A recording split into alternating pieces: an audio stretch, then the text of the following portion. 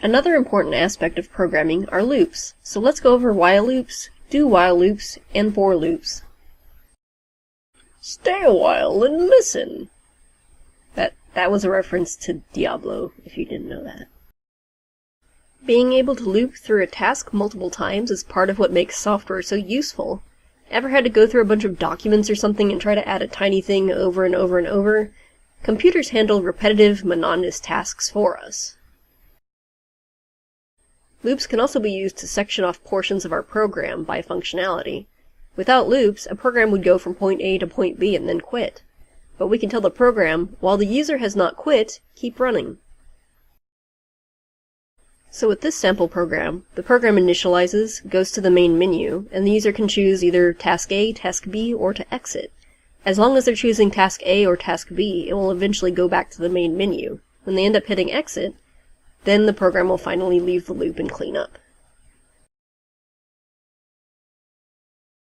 We will use Boolean expressions with while loops to specify how it should keep looping. Once that expression is false, it will break out of the loop. Because a loop will keep looping until the given criteria is false, it can be very easy to write an infinite loop. Somewhere within the while loop, you will need to add logic that will make the criteria false, or it will loop forever. Like an if statement, if that criteria is false to begin with, the internal code block will be skipped. But if the criteria is true, the if statement will only execute the internal code once, while the while loop will continue looping through the internal code until it's false.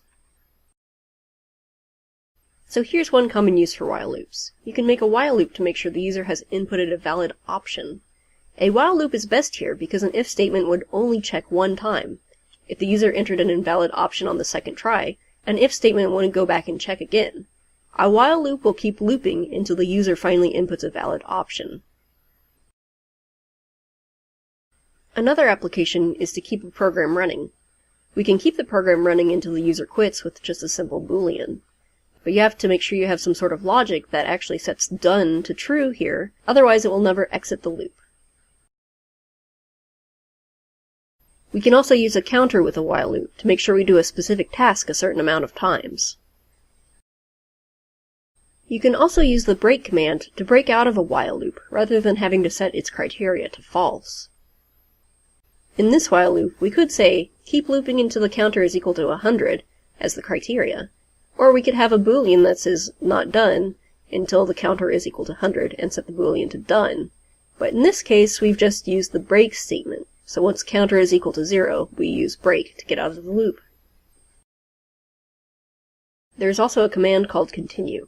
It will skip the rest of the loop on the current iteration that you are on, but it will continue looping overall.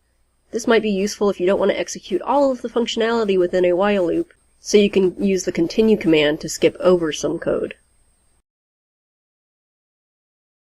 A do-while loop is similar to a while loop, except that a do-while loop will always be executed at least once. After the first run-through through the loop, if the criteria is false, it will exit the loop. A for loop is a type of loop that is best suited for counting. You can specify a begin point, end point, and an increment or decrement amount, and the for loop will loop for the appropriate amount of time. In these examples, I've created an integer called I as our iterator. You can use I++ or ++I to add 1 to I each time through the loop, or you can use a plus equal sign to add a different amount, such as 2, 3, 4, and so on. But you don't have to stick with just adding. You can also use other math statements, such as subtraction, multiply, and divide in your for loops. And like if statements, you can also nest loops within loops. You can also nest if statements within loops, and vice versa. Okay, now let's do some programming based on what we've learned.